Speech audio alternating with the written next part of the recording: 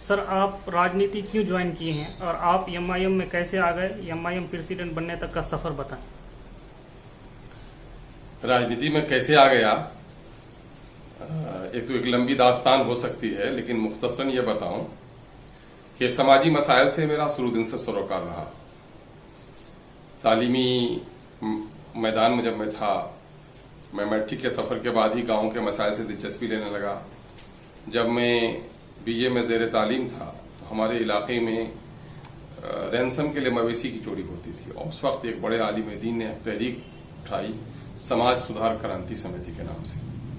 और मैं बीए में ज़ेर तालीम भी था, और उसी वक्त मुझे एक मखसूस इलाके का चेयरमैन बनाया गया। और अल्हम्दुलिल्लाह नौजवानों से मिलकर हम लोगों ने समाजी अमन के लिए बहुत काम किया। चोर डाकुओं को पकड़ना, उसको तायब करना और समाज में अमन और इंसाफ कायम करने के लिए मैंने अच्छा रोल किया। तो लोगों की बड़ी उम्मीदें हो गई थी, लोगों का जज्बा भी था।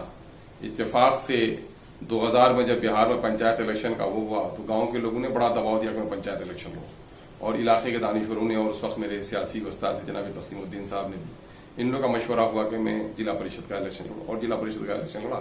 अल्हम्दुलिल्लाह लोगों ने मुझे हाथों हाथ लिया, कामयाब किया। और जब फिर काम करने का मुझे मौका मिला तो इत्तेफाक से फिर एमएलए का इलेक्शन लड़ने का मैं उम्मीदवार बना, और ये भी पजीराई आवाम की तरफ से हुई। और अल्लाह का बड़ा शुक्र ये रहा कि पहली बार के इलेक्शन में ही लोगों ने मुझे बड़े अच्छे वोटों से कामयाब किया। और मेरा असल मसला ये रहा कि मैंने हमेशा सीमांचल के खित्ते में अमन के लिए, इंसाफ के लिए, बच्चों की तालीम के लिए, सेहत के ताल्लुक से बातें की। तो यहाँ के परेशान हाल आबादी को ऐसा लगा कि ये उनके दिल की बात है, उनकी नस्लों की बेहतरी की बात है, और लोगों ने मुझे कबूल किया। और फिर मैं एमएलए बना, और बिहार असेंबली में पहुंचकर चाहे मिली मसाइल हो, चाहे समाजी मसाइल हो, तालीमी मसाइल हो, उस पर मुझे बढ़ चढ़कर काम करने का मौका मिला। और खासकर इस इलाके में जहाँ की तालीमी सतह बहुत कम है, नंबर ऑफ स्कूल्स बहुत कम है। मैं तमसीलन लोगों को सिर्फ एक हकीकत बताने के लिए बताता हूँ कि 2006 में जब बिहार में मैट्रिकुलेशन का इम्तिहान हुआ तो 13.5 लाख की आबादी वाले मुंगेर में वहां 15,000 से ज्यादा बच्चों ने मैट्रिक का इम्तिहान पास किया, और 17 लाख की आबादी वाले किशनगंज में सिर्फ 3,000 बच्चों ने मैट्रिक का इम्तिहान पास किया था। तो ये मेरे लिए बड़ी परेशानी की बात थी। मैंने तहकीक किया कि मेरे 17 लाख की आबादी वाले किशनगंज में सिर्फ 17 हाई स्कूल हैं। जिस वक्त उस वक्त 13.5 लाख की आबादी वाले मुंगेर के लिए 88 हाई स्कूल थे। मैंने एक जोरदार लड़ाई लड़ी बिहार की असेंबली में, और एक साथ अपने जिले के लिए 30 हाई स्कूल सेंक्शन करवाया। बंगाल से हमने सड़कें जुड़वाई, यहाँ की नदियों के कटाव के लिए मैंने काम किया। बिहार में जब हिंदू और मुस्लिम के दरमियान में एक मजहबी मुनाफिरत फैलाने की कोशिश की गई, नीतीश कुमार की सरकार भाजपा ने मिलकर सूरज नमस्कार का एक वो किया गया, तो मैंने उस पर बहुत ही मजबूती से लड़ाई लड़ी। और इसी दरमियान में चाहे कब्रिस्तान का मसला हो, उर्दू के मसाइल हों, चाहे दलितों के मसाइल हो, इस पर मैं बड़ी तवानाई के साथ असेंबली में लड़ा। लेकिन अफसोस कि कई मरहले ऐसे आए कि जिसमें हमारी सेकुलर पार्टियां हमारे साथ देने के लिए खड़ी नहीं हो सकी, और मुझे ऐसा लगा कि साहब ये पार्टियां खुद को सेकुलर कहती हैं, लेकिन उतनी मजबूती के साथ सेकुलरिज्म का दामन थामने पर आमादा नहीं है। नीतीश कुमार जी कर रहे थे, बीजेपी के साथ मिलजुल कर बिहार को तबाही की तरफ ले जा रहे थे। उस वक्त हमारे सीनियर जनाब अब्दुल बारी सिद्दीकी साहब थे, सम्राट चौधरी थे, सब लोगों का मशवरा हुआ कि नीतीश कुमार की बहुत देर तक अगर बीजेपी के साथ रहेंगे बैठकर तो बिहार का और नुकसान होगा। चुनांचे हम लोगों ने राजद में रहते हुए 15 एमएलए ने फैसला किया कि नहीं साहब, नीतीश कुमार जी को बीजेपी से अलग करना चाहिए। उसके सिलसिले में पार्टी के फोरम में बात ही चल रही थी, अभी मीटिंग ही चल रही थी, तो चंद लोगों ने बेजा तौर पर उसकी सिफारिश कर दी, जिसकी वजह से ये काम तो हम लोग कामयाब हो गए थे कि बीजेपी से नीतीश कुमार को अलग करने में हम लोग कामयाब हो गए, लेकिन राजद के लोगों का पूरा समर्थन देने में हम लोग कामयाब नहीं हो सके। नतीजा यह हुआ कि हम अखलाकी तौर पर यह बात समझते हुए कि जब बीजेपी से अलग करने के लिए नीतीश कुमार को हम लोगों ने साथ देने का वादा किया है और इसको लोग साथ नहीं दे रहे हैं, तो मैं अखलाकी तौर पर किनारा कस हो गया पार्टी से। पार्टी में रिजाइन नहीं किया। दरियासना 2014 का इलेक्शन आ गया पार्लियामेंट का, और उस वक्त नीतीश कुमार जी जब बीजेपी से अलग हो गए थे तो मुझे ऑफर किया गया कि मैं पार्लियामेंट का इलेक्शन हूं। मैंने पार्लियामेंट का इलेक्शन लड़ा, और उस वक्त यहां देखा कि बिहार में नीतीश कुमार जी, फिर अचानक उसमें तब्दीली आ गई कि नीतीश कुमार अंदर अंदर बीजेपी के लोग ही हमायत करने लगे। तो मैंने इसमें आफियत समझी कि नीतीश कुमार जी जो बीजेपी से अलग हो गए थे, फिर से अगर बीजेपी का साथ दे रहे हैं तो मैंने आफियत समझी कि उस इलेक्शन से मुझे अलहदा होना चाहिए और मैं अलहदा हो गया। और इसी दरमियान में मुझे तलाश थी कि कोई ऐसी पार्टी जो सालेह कदरों की बुनियाद पर सेकुलरिज्म का सिर्फ जबानी नहीं बल्कि अमली तौर पर मुजाहरा करे और मजलूम अकलियतों की बात करे और सीमांचल के हुकूक की बात करे। तो इस सिलसिले में हमें मेरी नजर MIM की तरफ गई और मैंने जनाब असदुद्दीन ओवैसी साहब से मैंने मुलाकात की और 2015 का असेंबली का इलेक्शन लड़ा।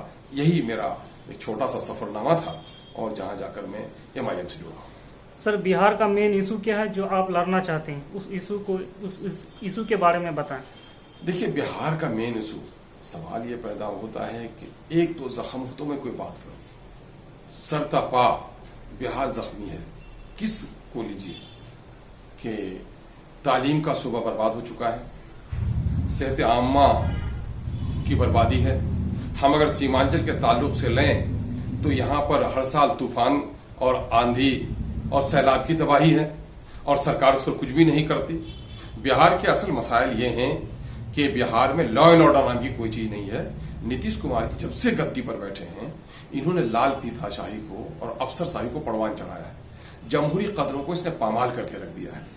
गांव की सतह पर मुखिया बेचारा परेशान है, सरकारी कारिंदे उसकी बात नहीं सुनते, इनके MLA और इनके मिनिस्टर्स की बातें इनके अफसर नहीं सुनते हैं।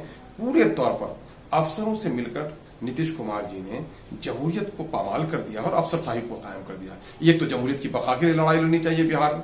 और जो उसके बाद जो सबसे बड़ी लड़ाई है वो ये कि बिहार का एजुकेशन सिस्टम, कभी बिहार के एजुकेशन के बारे में, नालंदा के बारे में बाहर चर्चा होती थी। पटना यूनिवर्सिटी भले ही सेंट्रल यूनिवर्सिटी न हो लेकिन सेंट्रल यूनिवर्सिटी के पैमाने पर उस यूनिवर्सिटी की हैसियत थी। बिहार पटना यूनिवर्सिटी का जो कॉलेज है, साइंस कॉलेज, वो हिंदुस्तान के मुमताज कॉलेजों में उसका शुमार होता था। लेकिन नीतीश कुमार जी जब से बैठे हैं या पिछली सरकारों की गुस्ताखी रही, बिहार में प्राइमरी एजुकेशन से लेकर हायर एजुकेशन तक और टेक्निकल एजुकेशन तक को इसने पूरे तौर पर बर्बाद करके रख दिया है। और नतीजा यह है कि आज नौजवानों के रोजगार का मसला है। आज रोजगार के लिए पलायन करना पड़ रहा है लोगों को। तालीम हासिल करने के लिए प्राइमरी सेक्शन में बच्चों को बिहार से पलायन करना पड़ रहा है। जिस वक्त केरल की आबादी जो 3 करोड़ की आबादी थी, वहां 92,000 इंजीनियर पैदा हो रहे थे, बिहार में सिर्फ 7,000 इंजीनियर पैदा हो रहे थे। हेल्थ के सेक्टर में आइए तो WHO का अपना पैमाना है कि 1,000 की आबादी पर एक डॉक्टर होना चाहिए। यहां हिंदुस्तान में भी नेशनल जो लेवल है वो 11,000 पर एक डॉक्टर मुयस्सर है। दिल्ली में 2203 आदमी पर एक डॉक्टर मुयस्सर है। लेकिन यहां बिहार में 29,000 पर एक डॉक्टर मुयस्सर है। और हम लोग सीमांचल में कहेंगे आपको, तो मैं आपको बता रहा हूं, सीमांचल की एक पट्टी है जो अनगर से लेकर वो अमोर बैसा का हल्का है, वो एक बड़ी पट्टी खारी हाट तक जाती है। तो आप देखेंगे 2-2.5 लाख की आबादी में एक डॉक्टर मुयस्सर नहीं है। तो ये अलमिया है कि यहां तालीमी इदारे नहीं है। किशनगंज में आज तक सरकारी सतह पर 2 कॉन्स्टिट्यूएंट कॉलेज हैं और जहां तक पढ़ाई नाम की कोई चीज नहीं हो रही है। जो मिडिल स्कूल को हाई स्कूल बनाया गया है, अपग्रेड किया गया है, न उसमें बिल्डिंग है, न उसमें इंफ्रास्ट्रक्चर है, न उसमें टीचर है। मिडिल स्कूल के किसी एक टीचर को उसमें नामित कर दिया गया है और 300 बच्चे क्लास 9 और 10 में पढ़ते हैं, एक टीचर नहीं है। इन्होंने हाई स्कूल में लेबोरेटरी के सामान खरीदवाए और लैब के रखे हुए सामान वो एक्सपायर कर गए, खत्म हो गए, टूट गए और आज तक इन्होंने लैब असिस्टेंट बहाल नहीं किया। बिहार में ये हॉस्पिटल के घर इसने बनवा दिए और वहां डॉक्टर, एक नर्स को भी बहाल नहीं किया।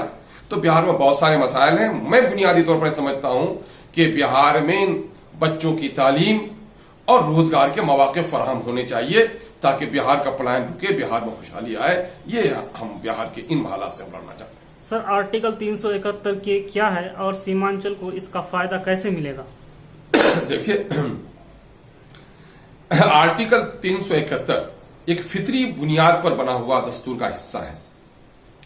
मां अपने सभी बच्चों से प्यार करती है, लेकिन मां का जो कमजोर बच्चा हो जाए उस बच्चे पर कुछ ज्यादा तवज्जो दिया करती है मां। फौज अपने तमाम तर सरहदों की पहरेदारी करती है, लेकिन दुश्मन जिस इलाके में हमलावर होता है वहां पर चौकसी बढ़ा दी जाती है। ठीक यही मामला है कि धारा 371 चाहे किसी वजह से, चाहे कुदरती आफात की वजह से, चाहे हुकूमत की नेग्लिजेंसी की वजह से, या दूसरे वजूहात, या वहां के आवाम की सादालोही की वजह से, वहां के लोकल लीडरशिप की कमजोरी की वजह से कोई इलाका अगर तरक्की के आम सहारा से पीछे पड़ जाता है तो उसके लिए दस्तूरी गुंजाइश है कि उस इलाके में दफा 371 के तहत वहां पर स्पेशल डेवलपमेंट जोन बनाया जाए और ताकि उसको तरक्की दिया जाए। और सीमांचल इस मामले में सबसे ज्यादा हाजतमंद है। हम लोग जो लड़ाई लड़ रहे हैं सीमांचल के डेवलपमेंट के लिए, सीमांचल डेवलपमेंट काउंसिल की तश्कील के लिए धारा 371 के तहत, मैं आपको बता दूं कि इस वक्त हिंदुस्तान के दर्जनों मकामात पर धारा 371 के तहत स्पेशल जोन करार दिया गया है। नॉर्थ के तकरीबन तमाम तर स्टेट को है। गुजरात जिसको हिंदुस्तान का कहा जाता है कि तरक्की याफ्ता स्टेट है, कच्छ में वहां दफा 371 मिला हुआ है। महाराष्ट्र के विदर्भ में 371 मिला हुआ है। तेलंगाना और कर्नाटक हमसे बहुत ही खुशहाली की तरफ है, लेकिन तेलंगाना में भी और कर्नाटका का जो हैदराबाद जोन है वो जिसमें बीदर से लेकर गुलबर्गा वगैरह का इलाका है, वहां दफा 371 उसको हासिल है। दफा 371 के हासिल होने से वहां पर बजट में एक खास रकम उनको मिल जाती है। हमारी लड़ाई जो है आर्टिकल 371 के जरिए से सीमांचल डेवलपमेंट काउंसिल तश्कील देने और स्पेशल डेवलपमेंट फंड की फराहमी का है, ताकि सीमांचल के नौजवानों को रोजगार में मौके मिले। आज बिहार में जो मुलाजमत हासिल है लोगों को, आज बिहार में जो औसत मुलाजमत हासिल है उसका 10वां हिस्सा भी सीमांचल के लोगों को हासिल नहीं है। सीमांचल में कोई फैक्ट्री नहीं है। सीमांचल में आज तक कोई फुल फ्लेज यूनिवर्सिटी अब तक नहीं बन पाई। अभी पूर्णिया को किया है इन लोगों ने और उसके बनते बनते भी 10 साल लगेंगे। आज तक सीमांचल में इन लोगों ने मेडिकल कॉलेज नहीं दिया था। ये तो MIM की लड़ाई की शुरुआत हुई है, उसके बाद से इनके कान खुले हैं कि अब हमारी हक की आवाज, हम तो समझ रहे कि हमारी लड़ाई कामयाब होती जा रही है। हमारी दफा 371 2015 के बाद जो दफा 371 की लड़ाई की शुरुआत हमारे बैरिस्टर असदुद्दीन अवैसी साहब ने यहां पर की थी और हम लोगों ने उसको आगे बढ़ाने का काम किया। बिहार गवर्नमेंट के कान खड़े हुए कि पूर्णिया यूनिवर्सिटी को पूर्णिया में यूनिवर्सिटी का डिक्लेरेशन इनको देना पड़ा और पूर्णिया में मेडिकल कॉलेज की बात इनको करनी पड़ी। तो लेकिन यहां पर एक यूनिवर्सिटी और एक मेडिकल कॉलेज का मसला नहीं है। सीमांचल के नौजवानों को नौकरियों में रिजर्वेशन मिले, इनको यूनिवर्सिटीज में एडमिशन के लिए इनके बैकवर्डनेस की बुनियाद पर रिजर्वेशन मिले, यहाँ की लड़कियों के लिए तालीमी इदारे कायम हो, यहाँ के बच्चों के लिए रेसिडेंशियल इदारे कायम हो, जिस तरह से तेलंगाना में वो कायम किया गया है। माइनॉरिटीज के बच्चों के लिए वहां पर रेसिडेंशियल स्कूल कायम किए गए हैं, उस तरह के स्कूल कायम किए जाए। हमारी ये लड़ाई है ताकि इससे जब तक सीमांचल तरक्की नहीं करेगा बिहार की मुकम्मल तरक्की की हम का कोई ख्वाब भी नहीं दे सकते। और नीतीश कुमार जी का मामला यह है कि उनको बिहार की तरक्की के नाम पर सिर्फ नालंदा की फिक्र है। और आप देखेंगे बिहार के तमाम तर बजट को देखेंगे तो नालंदा को जितना उन्होंने पैसा दिया है उतना 10 डिस्ट्रिक्ट को मिलकर नहीं दिया। और यही वजह है कि जब मैं असेंबली में था तो मुझे कहना पड़ा था कि साहब बिहार में नालंदा है, नालंदा में बिहार नहीं है। सीमांचल के ताल्लुक से एक बात और भी सुन लीजिए कि बिहार में सबसे पर कैपिटा इनकम सीमांचल का कम है। बिहार में प्लान सबसे ज्यादा सीमांचल से है। बिहार में इन्फेंट मोर्टिलिटी रेट अगर सबसे ज्यादा कहीं है तो उसकी शरह सीमांचल में है। यहां पर जो ह्यूमन ट्रैफिकिंग हो रही है उसकी शरह भी सीमांचल में सबसे ज्यादा है। और भी मैं आपको बताऊं कि यहां पर बीमारों की संख्या भी पूरे बिहार में सबसे ज्यादा है। एक तो यहां की फिजा सेहत बख्श नहीं है, दूसरी पानी की खराबी की वजह से यहां उमूमी तौर पर ट्यूबरकुलोसिस की बीमारी, चमड़े की बीमारी, पथरी की बीमारी आम सी बात हो गई है। तो क्या खास तवज्जो दिए बगैर बिहार का ये बड़ा इलाका क्या तरक्की हासिल कर सकता है? जाहिर है कि नहीं हो सकता है। तो मेरी लिए तो लड़ाई वाजिब है, फितरी लड़ाई है, मेरी इंसानी बुनियादी की लड़ाई, बुनियादों पर मुश्तमिल लड़ाई है, मेरी हिंदुस्तान के दस्तूर और आइन के मुताबिक मेरी लड़ाई है। तो ये तो आवाज उठनी चाहिए थी। लेकिन मैं जानता हूं कि दिल्ली और पटने में जो लोग बैठे हुए हैं इत्तेफाक से हम दिल्ली और पटना दोनों से दूर हैं और उसका नतीजा ये हुआ कि हम तरक्की से भी दूर हैं और हमको उसका खमियाजा भुगतना पड़ रहा है। बिहारी लोग दूसरी जगह क्यों जाते हैं, उसका वजह क्या है? बिहारी लोग दूसरी जगह क्यों जा रहे हैं तो वो तो आपने मेरा जवाब सुन ही लिया कि बिहारी लोगों को हर परिंदा परवाज करता है अपने रिस्क के लिए। बिहार के लोगों को प्लान करना पड़ रहा है। मैंने 3 खास बात कही है। अच्छी तालीम है तो बिहार से बाहर जानी पड़ेगी। इत्तेफाक से अभी जो रिपोर्ट आई है, असर की report, annual status of education report, वो तो नीतीश कुमार की सरकार को शर्मसार करती है। और वो ये है कि बिहार में सरकारी स्कूल के एजुकेशन का पैमाना ये हो गया है कि क्लास 8 के मोर देन 65% बच्चे क्लास 3 की किताबें नहीं पढ़ पाते हैं। तो अच्छे एजुकेशन के लिए, प्राइमरी एजुकेशन के लिए भी बाहर जाना पड़ रहा है, हायर सेकेंडरी एजुकेशन के लिए भी बाहर जाना पड़ रहा है, टेक्निकल एजुकेशन के लिए जाना बाहर पड़ रहा है। बिहार में आज तक इन लोगों ने रोजगार कायम करने के लिए रेड कारपेट बिछा बिछा कर कहा कि साहब हम बाहर के लोगों को ला रहे हैं, कंपनी लगवा रहे हैं, इन लोगों को यहाँ पर जॉब देंगे, बिहारी वापस आएंगे, और आज तक इन्होंने इंडस्ट्रीज के सेक्टर में कोई काम नहीं करा पाए, जिसके नतीजे में हमारे नौजवानों को रोजगार नहीं मिल पा रहा है। और हेल्थ के बारे में जो भी मैंने बयान किया है, हेल्थ का इतना बुरा हाल है कि लोगों को अपने बीमारों के इलाज के लिए भी दिल्ली, बॉम्बे, बेंगलोर, हैदराबाद जाना पड़ रहा है। तो ये सारी ऐसी मजबूरियां हैं जिसकी वजह से लोगों को पलायन करनी पड़ रही है। उस पर चपेट ये है कि सीमांचल में हर साल सैलाब की तबाही की वजह से हमारे गरीब और किसानों की कमर टूट रही है, उनकी खेती दह जाती है, उनको मुआवजा नहीं मिलता, उनकी खेती सूख जाती है, उनको उनके खेतों में बोरिंग नहीं दिया गया।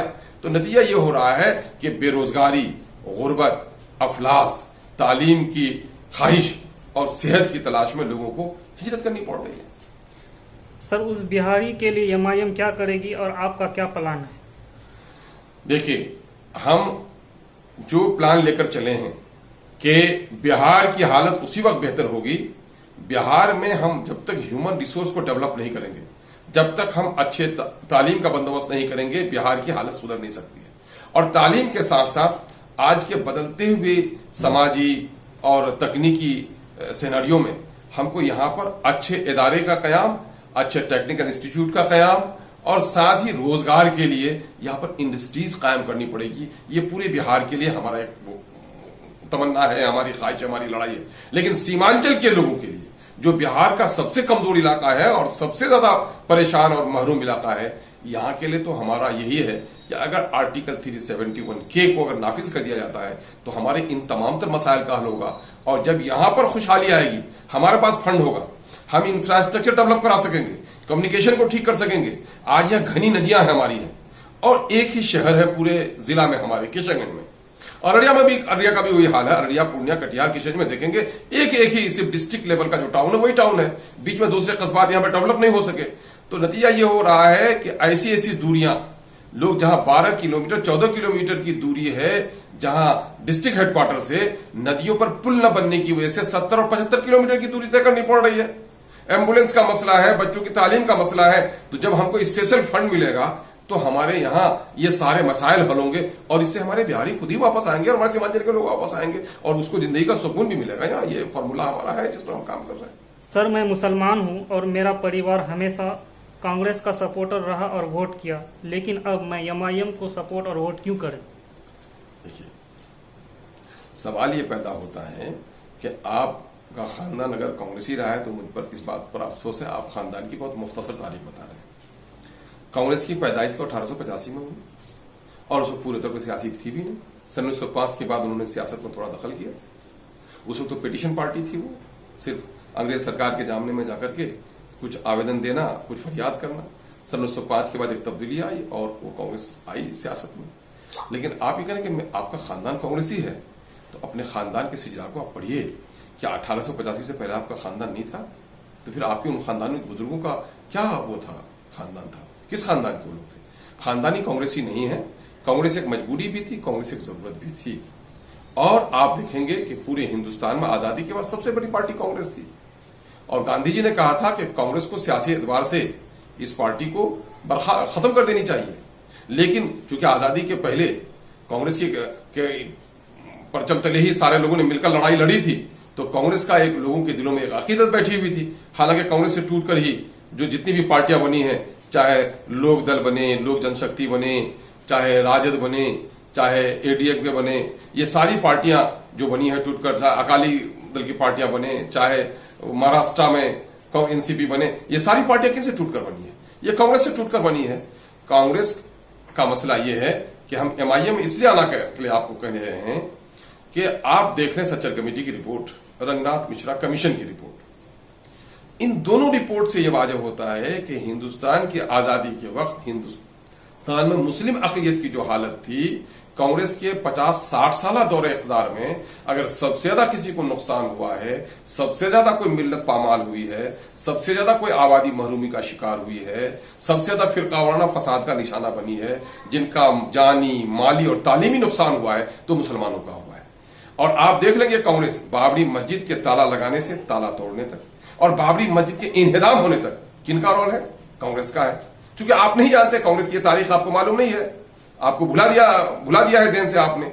आप हिंदुस्तान में मुस्लिम अकलियत का, दलितों का मसला है फिरका परस्तों के वो कम्युनल राइट्स का, तो हिंदुस्तान में तकरीबन 4,000 से ज्यादा, 40,000 से ज्यादा फिरका वार फसादात हुए और इनमें मैक्सिमम में 90% अगर नुकसान किसी का हुआ है तो मुसलमानों का हुआ है। टाडा और कोटा के जरिए से मुस्लिम नौजवानों को, बेकसूरों को गिरफ्तार कराने का काम इसी कांग्रेस ने किया। गुजरात का दंगा हमें याद है और हम कभी से फरामोश नहीं कर सकते। 2002 में जो नस्लकुशी हुई है बीजेपी ने की सरपरस्ती में, हम इसे कभी माफ नहीं कर सकते। लेकिन मसला यह है कि पूरे हिंदुस्तान में दूसरी जगहों पर आप देखेंगे, मुरादाबाद के ईदगाह में गोली किनके जमाने में चली? आपका जवाब होगा कांग्रेस। मीरठ, मलियाना, हासिमपुरा में सन 1947 में जो फसाद बर्पा हुआ और हंडर नदी के किनारे हमारे मुस्लिम नौजवानों के सीने पे गोली चलाने का काम किया, किसने किया था? यूपी सरकार की पीएसी पुलिस ने किया वहां पर। और आप ये देखेंगे कि भागलपुर में हमारे नौजवानों को कब्रों में सुला के उसके सीने में गोभी की खेती किसने की? किसकी हुकूमत थी? कांग्रेस की हुकूमत थी। जमशेदपुर का फसाद किसका खमियाजा था? कांग्रेस का था। आसाम का मामला हुआ, वो किसका मामला हुआ? कांग्रेस का मामला हुआ। आप जो आज देख रहे हैं एनआरसी का मसला, किसका मसला उठाया हुआ है? ये कांग्रेस का मसला उठाया हुआ है। आप ये भी देख लीजिए कि हिंदुस्तान में मुसलमानों को नौकरी से महरूम करने का दफा 341 में मुस्लिम दलित को महरूम करने का मामला किसने किया? कांग्रेस ने किया। बिहार, हिंदुस्तान में मुस्लिम अकलियत की आबादी 15% है और सचर कमेटी की रिपोर्ट कहती है कि 3-4% भी इनके ऑफिसर्स नहीं है। अदलिया में भी वही हाल है। पर कैपिटा इनकम इनका कम है। मुस्लिम बस्तियां अफलास और गंदगी का शिकार हो गई हैं। भीख मांगने वालों की तरह सबसे ज्यादा मुसलमानों की हो गई है। तो कांग्रेस ने इतनी सारी शरारत की है, तो इस कांग्रेस से अलग वजूद तलाश करना तो हमारा मिल्ली, अखलाकी और समाजी और सियासी फरीजा है। और मैं इसलिए भी कहता हूं आपको कि आंखें खोलिए और बदलते हुए जमाने को देखिए। केरल में वहां की मुस्लिम अकलियत ने अलग से सियासत की और आज पूरे हिंदुस्तान में मुस्लिम अकलियत की हालत वहां अच्छी है। हैदराबाद में, आंध्र प्रदेश कल था और आज तेलंगाना, वहां पर मजलिस इत्तेहादुल मुस्लिमीन खड़ी हुई, 9.5% से लेकर 12% मुस्लिम आबादी के दरमियान में खड़ी हुई और आज अल्हम्दुलिल्लाह दूसरी जगह से उनकी हालत बेहतर है। आप देख लेंगे बिहार में हमारे पिछड़े लोगों की हालत, यूपी में हमारे पिछड़ों की हालत अच्छी नहीं थी। लालू जी उठे, रामविलास पासवान उठे, मुलायम सिंह जी उठे, उधर शरद पवार उठे, तो जितनी पिछड़ी आबादी थी कांग्रेस के रहते हुए इनका शोषण हो रहा था और कांग्रेस से अलग हुए तो ये इन्होंने अपनी सोसाइटी को इंपावर किया। यादवों की तारीख आप पढ़ लीजिए, लालू यादव जी के आने से पहले और लालू यादव के पहले बाद हैरत अंगेज फर्क होगा। कल तक चपड़ासी भी ठीक से वैसे नहीं थे लालू जी से पहले, और लालू जी आए तो सिपाही हवलदार बना, हवलदार दारोगा बना, दारोगा डीएसपी बना, डीएसपी एसपी बना और उनकी नौकरियां बढ़ी, उनके कारोबार बढ़े। और आज बिहार में लालू जी के आने के बाद यादवों की हालत ऐसी हो गई है कि अपर कास्ट के सफ में बैठने के लायक हो गए। तो इसका माना यह हुआ कि जिन लोगों ने कांग्रेस की सियासत पर यकीन किया उनका बुरा हाल किया और कांग्रेस ने हमेशा फ्यूडल पॉलिटिक्स की, दबंगई, ऊपरी जातों के लोगों को आगे बढ़ाने का, तो मनुवाद को इसने तकवीयत पहुंचाने का काम किया। इसलिए इससे नजात हासिल करके ही बरगद के नीचे कोई पौधा जिंदा तो रह सकता है, तरक्की नहीं कर सकता। कांग्रेस की हालत बरगद के पौधे की थी, बरगद के दरख्त की थी, जिसके नीचे किसी की सियासत उभर नहीं रही थी। जिन लोगों ने भी अपना अलग रास्ता इख्तियार किया उनका भला हुआ है। इसलिए मैं कहता हूं कि अब बिहार में कहां है मुस्लिम अकलियत के लोगों को अपना सियासी वजूद तलाश करना चाहिए।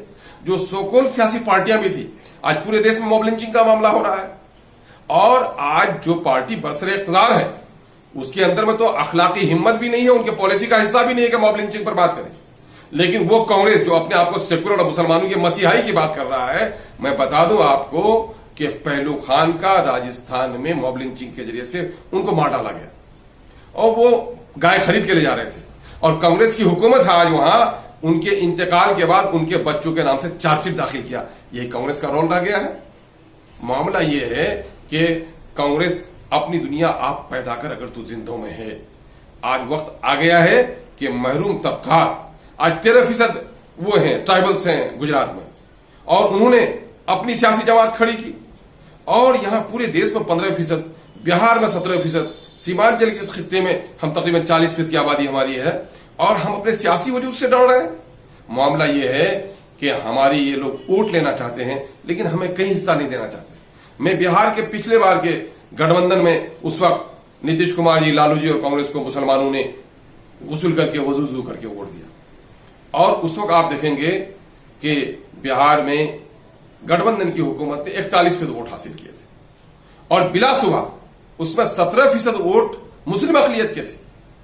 लेकिन जब 41% वोट हासिल करने वाली हुकूमत की वजारत तश्कील पाती है तो 17% को सिर्फ 4 वजीर मिलता है और उनके 25% आबादी वाले को 25 वजीर बनते हैं उनके और उनको 32 वजारतें मिलती हैं, 34 वजारतें उनको मिलती हैं। और मुस्लिम अकलियत को जितनी भी वजारत दी गई उनको शराब की वजारत दी गई, उनको अकलियती फलाह की वजारत दी गई जो कब्रिस्तान की वजारत है, जहां जिंदों के भला करने का कोई काम नहीं है। एक आदमी को बना दिया गया वजीर गड्ढा का जो चंपारण से बाहर नहीं है। तो बिहार के इस खित्ते को मुस्लिम अकलियत के मसाइल हल कैसे होंगे?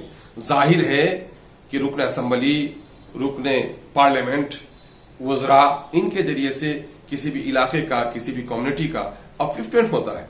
और शुरू दिन से ऐसा लगा कि मुस्लिम अकलियत ने जो वोट कांग्रेस को दिया तो गोया इनकी मजबूरी थी, गोया अपना तहफ्फुज के लिए अपना वोट दे रहे थे और उन्होंने हमेशा हमारा शोषण किया। वोट तो हमारा लिया लेकिन हमें वाजिब नुमाइंदगी कभी इन्होंने देने का काम नहीं किया। इसलिए अपने अलग वजूद को तलाश करना इसलिए जरूरी है कि जहां जहां लोगों ने अलग अपना वजूद तलाश किया है। एक बात मैं आपको कह दूं कि आसाम में 35% मुस्लिम आबादी है और जमीयतुल उलमा जो एक मिल्ली तंजीम रही है और उन्होंने अक्सर कांग्रेस की हिमायत की है।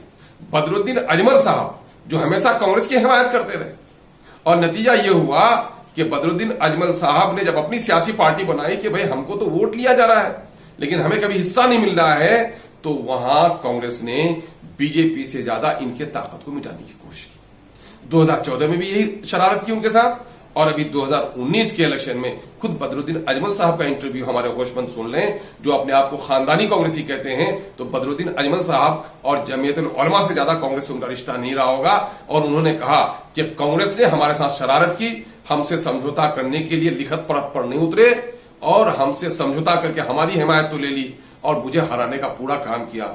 और आज कांग्रेस के सामने में बीजेपी कम और मुस्लिम तंजीमें जो अकलियत की जो पार्टियां उठती हैं वो निशाने पर होती हैं और इनको मिटाने का उनको काम किया। और कांग्रेस की यही शक्ल सूरत है जिसकी बिना पर आपको मानना पड़ेगा कि सलमान खुर्शीद जैसे सीनियर लॉयर, सीनियर कांग्रेसी लीडर, उनको ये कहना पड़ा कि कांग्रेस के दामन पर मुसलमानों के खून के छींटे पड़े हैं। और कांग्रेस के बड़े वफादार गुलाम नबी आजाद, कांग्रेस के बड़े वफादार गुलाम नबी आजाद, उनको भी कहना पड़ा कि साहब कांग्रेस की अब जनरल मीटिंग में, जनरल आम अवामी मीटिंग में हमको नहीं बुलाया जाता, सिर्फ मुस्लिम अकलियत की मीटिंग में बुलाया जाता है। और कांग्रेस का जो शहजादा है इस वक्त, आप इनके बारे भी जान लें। गुजरात में पिछले दिनों में असेंबली इलेक्शन हो रही थी तो मोदी जी 5 मंदिरों पर हाजिरी दिए थे और कांग्रेस के शहजादे राहुल गांधी जी ने 27 मंदिरों पर हाजिरी दी। और आज कांग्रेस और बीजेपी में लड़ाई ये चल रही है कि तुम बड़े हिंदुत्व के अलंबरदार हो या हम बड़े हिंदुत्व के अलंबरदार हैं। अब सेकुलरिज्म की हिफाजत करने के लिए कांग्रेस खड़ी नहीं हुई है, बल्कि हिंदुत्व के राह पर को जो कल तक छुप के चल रही थी आज जलाना चल रही है। इसलिए लोगों को अपनी वफादारी में अब से फिर से गौर करनी चाहिए और लकीर के फकीर बनकर नहीं रहे हमारे नई नस्ल के लोग, बल्कि दयानतदारी के साथ सारे सियासी और समाजी उसूलों को सामने में रखकर माजी की तारीख, बदलते हुए हालात के मंजरनामे को सामने में रखकर फैसला करना चाहिए। और आज नौजवानों का एक बड़ा तबका है जो एमआईएम को इसी बुनियाद पर पसंद कर रहा है कि एमआईएम सिर्फ हमारी क़यादत भी करने नहीं आई है बल्कि जालिम और सोकॉल्ड सेकुलर पार्टियों की गुलामी से निजात दिलाने भी आई है। सर अभी अभी लोकसभा चुनाव हुआ, आपको तकरीबन 3 लाख वोट आया और आप आगे अच्छा कैसे करेंगे? आपका रोड मैप क्या रहेगा? देखिए 3 लाख सीमांचल के इस इलाके में जहां यकीनन है कि गुर्बत है, अफलास है, मीडिया से लोग बेखबर हैं, बहुत सारी तब्दीलियों से लोग ना आगाह हैं, वहां 3 लाख लोगों ने मेरा साथ दिया है। मैं उन तमाम लोगों का शुक्रिया अदा करता हूं और मैं इसे नेक फाल समझता हूं, है ना। चलते चलते चलना आता है और यकीनन है कि इंशाअल्लाह हम लोगों से और जुड़ेंगे, उनके हकीकी मसाइल से उनको और बाखबर करेंगे, उनको अपने हुकूक के लिए बरसरे पैकार करेंगे, उनका जालिम कौन है और उनका हमदर्द कौन है ये बताने की कोशिश करेंगे। और अल्लाह का शुक्र है नई नस्ल बड़ी तेजी और तवानाई के साथ इधर रुजू कर रही है, इसलिए हम उम्मीद करते हैं कि आने वाले दिन हमारे लिए बेहतरी के दिन होंगे। सर मैं MIM ज्वाइन करना चाहता हूँ, इसके लिए मुझे क्या करना पड़ेगा? अगर MIM ज्वाइन करने की आपने नीयत की है तो समझिएगा आप MIM के आदमी हैं। दस्तूरी एतबार से जहां जहां हमारी तंजीमें खड़ी हैं वहां एक मेंबरशिप आप हासिल कर लें।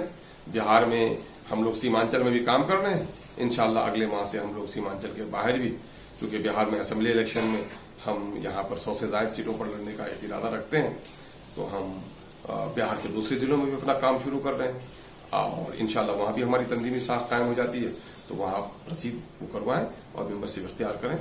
और तावक्ते के वहां काम शुरू नहीं हुआ है, अपने लाइक माइंडेड नौजवानों की, दोस्तों की, अहबाब की एक फहरिस्त बनाएं और इंशाल्लाह हम लोग जल्दी मेंबरशिप के लिए आपको